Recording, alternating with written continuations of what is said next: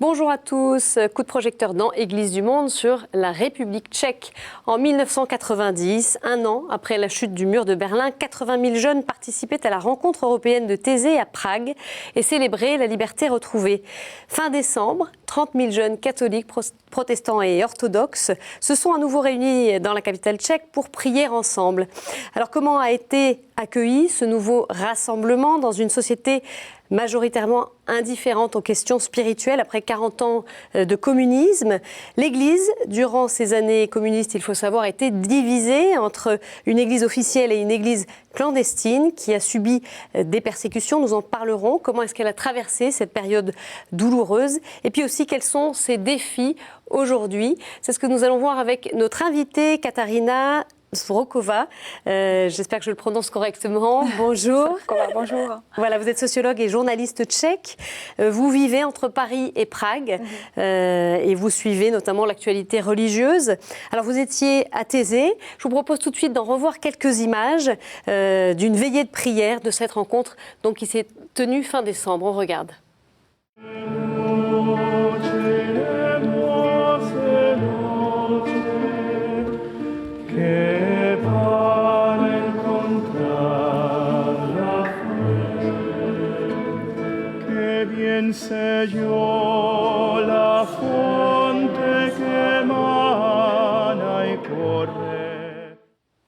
Alors voilà, Katarina, vous avez suivi ces rencontres. Oui. Donc 30 000 pèlerins, environ 7 000 Tchèques qui ont participé. Comment est-ce qu'ils ont vécu ce moment? Quels sont un petit peu les témoignages que vous avez recueillis? Les Tchèques, ils ont sûrement aperçu qu'il se passe quelque chose à Prague. C'est vrai que ce n'était pas la même chose comme en 90, où l'atmosphère du pays était différente et on avait vraiment besoin d'un printemps spirituel. Aujourd'hui, c'était plutôt un réconfort. Je pense que c'était intéressant pour les Tchèques de la faire découvrir une autre façon de la vie spirituelle, ou un aspect différent de la foi chrétienne. Donc c'était de voir des masses de jeunes qui ont été joyeux dans le transport, qui ont été accueillis dans les familles tchèques. C'est vrai que jusqu'au dernier moment, on a cherché des familles pour les accueillir. Moins de familles que pour 90. Je crois que beaucoup de jeunes étaient dans des familles. Je pense, mais au dernier moment, on a quand même réussi à trouver la place pour tout le monde. Je pense que c'était aussi grâce aux médias, parce qu'on a fait plusieurs appels dans les médias. D'accord. Il y a eu un écho important sur ces rencontres ou pas? Il y avait un écho. Je pense que les médias tchèques ont donné une juste importance aux événements. Ils ont un peu informé sur ce qui s'est passé dans le grand journal, de la mobilité des jeunes. On a fait aussi quelques émissions spéciales. On a préparé notamment une émission sur les racines de Thésée en République tchèque. Donc on a parlé des Tchèques, des familles tchèques qui étaient partisans ou sympathisants de Thésée pendant l'ancien régime communiste. Qui allaient à Thésée et qui ont fait des prières, des réunions dans leur maison. De manière secrète? C'était un peu secret, c'était un peu dangereux parce que le climat du pays était forcément anti-religieux. Donc c'était poursuivi par la police secrète. Certaines personnes, après, se sont fait interpeller par la police. De toute façon, tout le monde savait que s'il venait à une rencontre, une prière de Thésée, il risquait forcément peut-être sa position sociale. Donc, c'était une preuve de force, de courage. Donc là, ça a été l'un des reportages auxquels vous avez contribué sur cette période-là. On y reviendra. En 1990, un an après la chute du mur de Berlin, la rencontre européenne de Thésée emplissait les rues de la capitale tchèque de prières. On va regarder cet extrait de reportage de Charles-François Brejon. 1990, cela fait tout juste un an que le mur de Berlin est tombé, entraînant dans sa chute tout le bloc soviétique. En cette fin d'année, les Tchécoslovaques voient de leurs yeux ce qu'il y a quelques mois encore était impensable. 80 000 jeunes de toute l'Europe envahissent les rues de Prague pour les rencontres européennes de Thésée.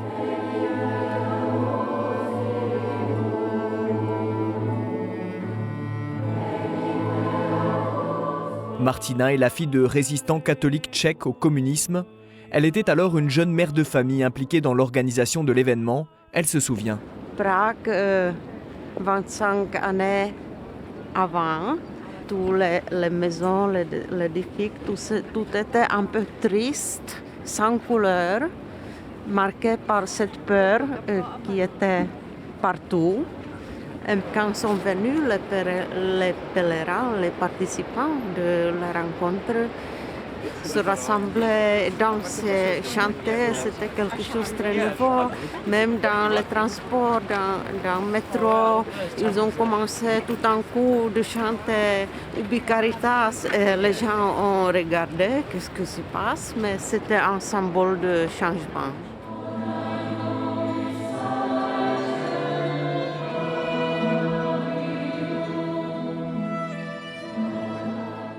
Voilà le témoignage de cette femme, Martina, qui a vécu ces rencontres de 90, celle de 2014. En quoi cette rencontre, il y a 24 ans, 1990, a été une étape importante pour le pays? Je pense que c'était une confirmation de l'ouverture du pays, de la liberté. Et elle était portée aussi par l'enthousiasme des Tchèques qui ont adhéré à l'événement. Vous parliez d'un printemps spirituel. Hein? Je parle de printemps de démocratie, printemps de la liberté, de valeurs, et également spirituel parce que les Tchèques, à cette époque, ils étaient ouverts aussi pour la spiritualité. C'était aussi une façon de se mettre en opposition contre l'ancien régime. Donc je pense que c'était une étape qui portait beaucoup de chance aussi. C'était une occasion pour la spiritualité. De s'exprimer. Alors on va revenir un petit peu sur l'histoire de l'Église durant ces années communistes, de 1945 à 1989. L'Église, elle s'est divisée en deux, avec une Église officielle, une Église clandestine. On va écouter là-dessus l'éclairage de frère Marek, polonais, membre de la communauté de Thésée, qui nous parle de cette Église officielle tout d'abord. Une partie de l'Église, de clergé aussi, a créé un groupe qui, en pensant que ça va sauver quelque chose, ont collaboré avec l'Église, avec le régime communiste. Donc ça a créé aussi une profonde division dans l'Église officielle proche du régime et l'Église clandestine, l'Église persécutée. Et donc ça a créé naturellement une grande souffrance pour cette Église en République tchèque. Les chrétiens, aussi peut-être comme au temps des premiers chrétiens, aussi, quand ils étaient persécutés dans les temps des catacombes, les chrétiens, pour survivre et être fidèles à l'Évangile, au Christ, oui, devaient faire beaucoup de choses en cachette, mais bien sûr, il y avait aussi beaucoup de témoins proches des martyrs ou martyrs aussi, qui ont payé de leur vie, de leur carrière professionnelle, de leur possibilité d'étudier ou d'avoir des postes de travail, parce qu'ils choisissaient de suivre le Christ et son évangile et pas entrer dans ce compromis avec la situation qui régnait ici. Alors Katerina, de quel compromis parle frère Marek? Quel compromis l'Église officielle a-t-elle fait? Alors on a entendu que l'Église était divisée dans deux parties. L'Église officielle, donc c'était les prêtres qui ont été tolérés par le régime. Ils ont dû signer un accord de loyauté par rapport à l'État. Ce n'était pas dans tous les cas forcément la coopération, mais de toute façon l'État voulait contrôler l'activité de l'Église et surtout des activités qui étaient en dehors des célébrations religieuses. Est-ce que les célébrations étaient autorisées? Servir les messes, c'était autorisé. Voilà. Mais c'était à peu près tout ce qui était autorisé? Plus ou moins, en fait. Le régime essayait de réduire toutes les activités des rencontres des chrétiens pour que la spiritualité, la foi chrétienne puisse se nourrir et surtout l'éducation. D'accord. Là, par exemple, si les parents voulaient que les enfants participent au cours de catéchisme, ils ont dû le signer et le demander. Et bien sûr, après, ils risquaient d'avoir des conséquences. D'accord, d'accord.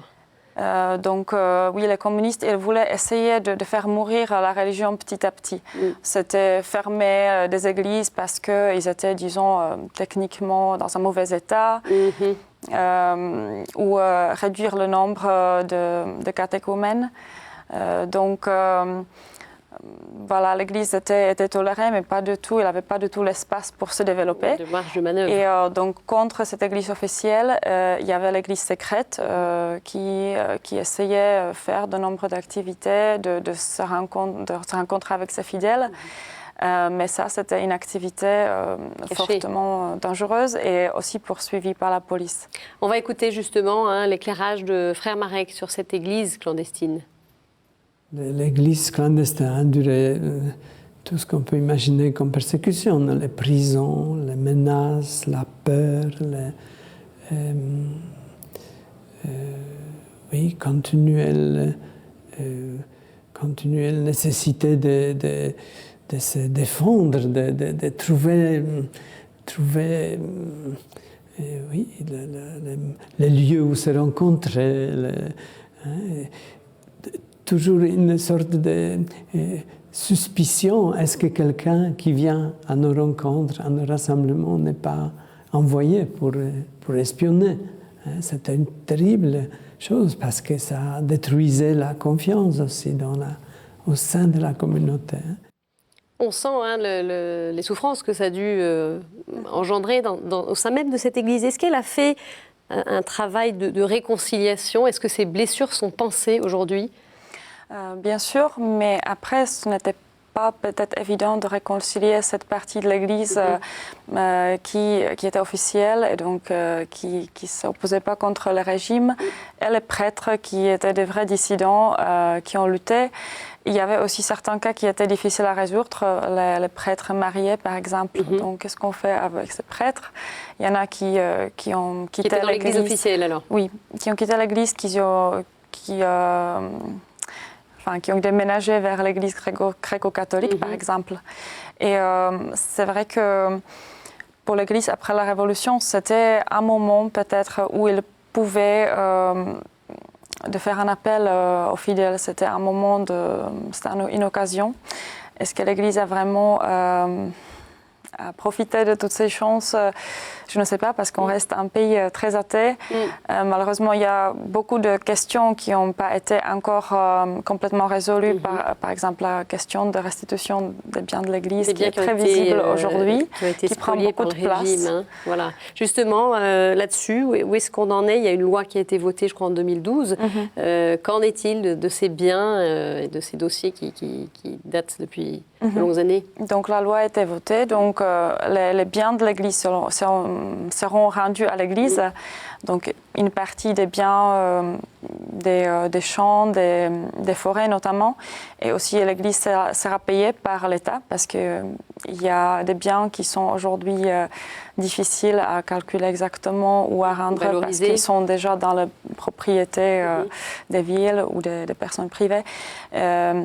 Mais c'est en train de se C'est un processus qui est en marche de toute façon. L'Église récupère les biens, commence à y travailler, un certain programme, comment il pourra valoriser ces biens des forêts pour le travail agriculteur.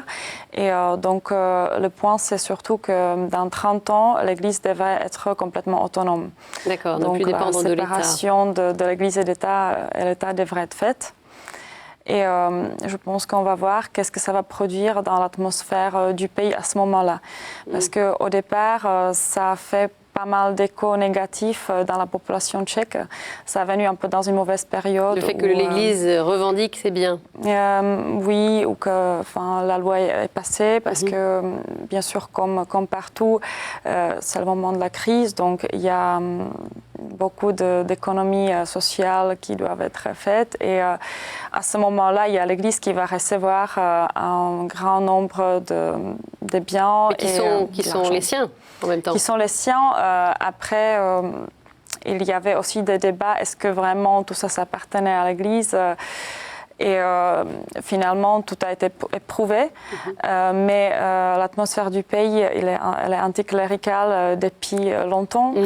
Et donc, ça a resté quand même, je pense, un point assez négatif pour l'image de l'Église en population tchèque. Aujourd'hui, il y a quand même 3 ans qui sont passés et j'ai l'impression que c'est en train de s'améliorer. Que le public commence un peu à comprendre quand même le système. Donc aujourd'hui, on entend beaucoup moins parler de cette question-là. Voilà, l'Église se prépare pour cette autonomie. En tout cas, le cardinal Duka, qui est l'archevêque de Prague, a porté pas mal ce dossier de cette question des biens confisqués par le régime. Durant les années communistes, il a été interdit par l'État d'exercer son ministère. On va d'ailleurs voir des images là, de sa messe d'installation en tant qu'archevêque de Prague. La messe fut célébrée le 10 avril 2010. Ça fait poser cette question parce qu'il appartient un peu à ces 2 générations. Il a vécu ces années communistes et il est en fonction aujourd'hui. Vous faites partie de cette génération post-communiste. Quel regard vous portez sur cette période traversée votre pays, par votre pays? Est-ce qu'elle est loin de vous? Est-ce qu'elle fait partie de votre mémoire? Comment est-ce que vous voyez ça, vous? Elle fait bien sûr partie de mon mémoire, mais d'une mémoire assez lointaine, parce que, comme on voit, le monde change très vite, évolue très vite. Donc, c'est des souvenirs que j'ai quand j'étais petite, notamment quand j'allais à l'église dans le village d'où je viens, qui était très, très sécularisé, donc il n'y avait pas beaucoup de croyants. Et je sais que même l'atmosphère, par exemple, parmi les enfants, était particulière, qu'on regardait un peu bizarrement des gens qui allaient à l'église. Ils se sont moqués peut-être un petit peu, mais vite, j'ai senti qu'il y avait aussi une curiosité, peut-être une ouverture vers ça. Donc, vous ne portez pas cette mémoire, mais en tout cas, le pays progressivement sort de ces marques-là profondes. Vous avez le sentiment quand même que aujourd'hui, la République tchèque évolue vers d'autres horizons, même si elle a ce passé assez lourd? Je pense que l'atmosphère de la vie religieuse en République tchèque est plus complexe et que cet anticléricalisme, il était ancré dans le pays depuis une période ces années-là, plus ancienne que le communisme. Donc il y avait le mouvement nationaliste au XIXe siècle qu'on s'opposait contre l'Église catholique comme un symbole de monarchie Habsbourg. Il y a une méfiance par rapport à l'Église. Pas que par rapport à l'Église, en fait, les Tchèques sont très méfiants par rapport aux institutions en général. Donc c'est surtout ça, les Tchèques sont assez spirituels, même selon les statistiques, il y a peu de pratiquants, mais comme malheureusement aussi dans d'autres pays d'Europe, justement par rapport à la confiance. On dit de votre pays justement que c'est le pays le plus athée d'Europe, alors je ne sais pas quels sont les critères pour définir ça et sur quelle base d'études ce qualificatif s'appuie, mais voilà, comment est-ce que vous percevez ça, d'entendre qu'on dise cela de votre pays? Est-ce que ça correspond à une réalité pour vous? Comment vous voyez ça? Je pense qu'on peut sûrement dire que la République tchèque est très sécularisée et donc qu'il y a cette méfiance contre l'Église comme institution. Après, je pense que c'est un pays très spirituel. Quand on voit les statistiques, il n'y a pas beaucoup de pratiquants, mais il y a beaucoup de personnes, et le chiffre ça monte, qui disent, qui croient peut-être en quelque chose. Il y a des formes de spiritualité un peu alternatives qui sont en train de se développer. Donc, je pense que c'est... Et notamment l'ésotérisme, ça c'est encore d'autres oui, c'est peut-être des formes de spiritualisme, de spiritualité un peu magique, où il y a des gens qui ne se prononcent pas.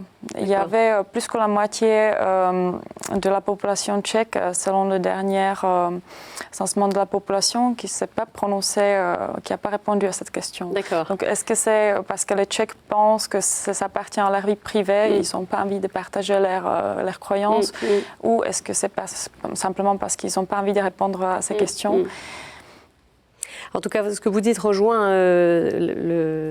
l'analyse du pasteur Daniel Faj, qui est le président du Conseil œcuménique des églises tchèques, qui parle justement des jeunes qui seraient à nouveau plus ouverts aux questions spirituelles. On l'écoute. Say last 5 years that people are more open again for the gospel, especially young generation. Young generation is not influenced by bad Christianity, not formal Christianity, because only 25% Czechs proclaim that they have any link to some confession. So before the revolution, it was so. It was the Christianity people who believe in God and people who didn't believe in God. It was black and white, only two possible. Now, multicultural, multi-religional environment shows that it is not so easy to find a way.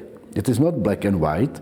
It's full of the colors, different religions come, and the atheistic influence is very weak.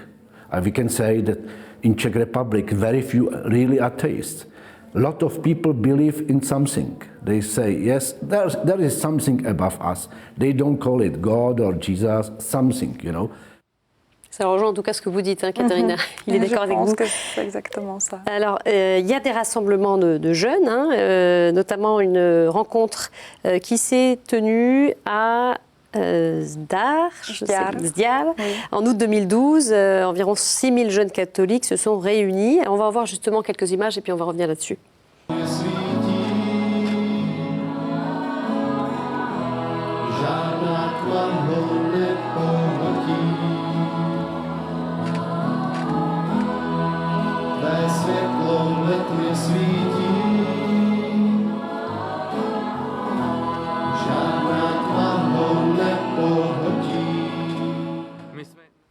Alors, qu'est-ce qui se passe du côté des jeunes, et en tout cas des jeunes qui peut-être s'intéressent à la foi catholique, la vivent?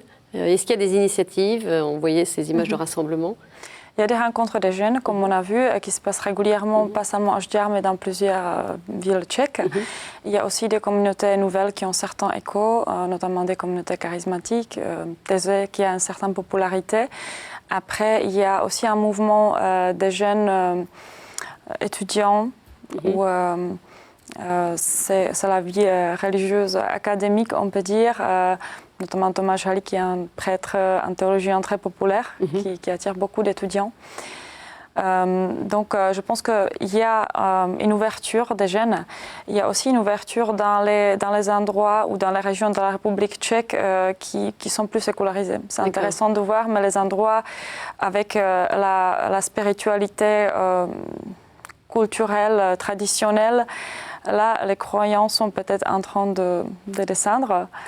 Mais dans les endroits sécularisés, par exemple Plzeň, qui est devenue justement la ville européenne de la culture, il y a apparemment l'Église a un écho assez important que par exemple l'évêque Radkovský, il va faire des bénédictions des lieux de ville qui ouvre des expositions. Voilà, parce que c'est la capitale européenne de la culture cette année, hein, cette ville. D'accord. Voilà. Donc vous sentez quand même ici ou là des choses qui se passent, peut-être pas à grande échelle en tout cas, mais je ne sais pas moi, dans votre entourage, vos amis, comment est-ce que les choses sont vécues Ce qui m'a étonnée maintenant, par exemple, quand j'étais en République tchèque pour le Noël, j'ai rencontré des amis, deux copines qui m'ont dit qu'ils sont en catéchumène. D'accord. Toutes les deux, ça vous a étonné? Vous n'attendiez pas forcément à cette démarche de leur part ou... Pas forcément, parce que c'est des filles qui réfléchissent, qui cherchent. Donc je pense que c'est souvent le cas, que les jeunes, heureusement, peut-être les préjugés n'ont plus vraiment de force, qu'ils arrivent à s'ouvrir, que justement, comme on est un pays très sécularisé, comme la foi n'est plus quelque chose de naturel, de normal, qu'on arrive peut-être à chercher vraiment. Et, par soi-même, ce sont des cheminements individuels. Oui, c'est tout à fait ça, c'est des cheminements, des décisions personnelles. Alors on va revenir sur un événement aussi peut-être un peu surprenant dans ce contexte de forte sécularisation. Il s'agit d'une édition de la Bible de Jérusalem qui a été illustrée par un poète et artiste tchèque, Bohuslav Hrenek. Elle était présentée lors d'une exposition qui s'est tenue à Prague il y a quelques mois. Dites-nous un petit peu quel a été l'écho de cet événement, parce qu'on en a parlé pas mal, je crois. C'était une grande exposition, il me semble, la plus visitée de l'année. Et donc, il y avait cet exemplaire de Bible. C'est vraiment un livre pour les collectionneurs qui est très, très belle. Il y a des gravures de Hrenek. Dans chaque exemplaire, il y a une gravure originale. Donc, c'est aussi des livres qui sont très chers. Et c'est vrai que le public large s'est intéressé à cet événement. Donc, là, l'Église a fait un vrai travail de relations publiques et attiré en grande attention des médias. peut-être il y a des gens qui se demandent est-ce que c'est une bonne chose parce que Reineck, donc c'est un auteur, un poète très spirituel et qui était aussi un gros introverti. Mais je pense que c'est peut-être pas mal aussi de montrer qu'il y a des choses comme ça qui existent au public large. D'accord, donc ça touche un certain public en tout cas. Oui, je pense que tous les Tchèques ont remarqué cet événement. Quel est pour vous le défi, s'il y en avait un, pour l'avenir de votre Église? Comment est-ce que vous voyez, vous, les choses? Je pense que justement, comme j'ai parlé de cette atmosphère sécularisée, que c'est peut-être là qu'on peut laisser tomber des préjugés et à nouveau essayer de trouver un dialogue. Et aussi la question de restitution des biens, c'est une occasion pour l'Église parce que même si c'est très critiqué, il y aura de nouveaux champs de dialogue ou de rencontres de l'Église et du public. Justement par rapport au travail sur ces biens, aussi l'Église et à l'attention des médias à nouveau. D'accord. Donc je pense que c'est une occasion peut-être de pouvoir interpeller ou de l'expliquer quel est vraiment le rôle de l'Église. Et elle a ce travail à faire de nouvelle évangélisation, l'Église. Merci beaucoup, Kateřina, pour votre éclairage sur l'Église de République tchèque. Merci également à nos confrères tchèques de TV Noé et à ceux de la société de production ADV Studio Prana pour leurs images que vous avez pu nous faire parvenir. Vous pouvez bien sûr retrouver cette émission sur notre site ktotv.com. Très bonne semaine à tous. Au revoir.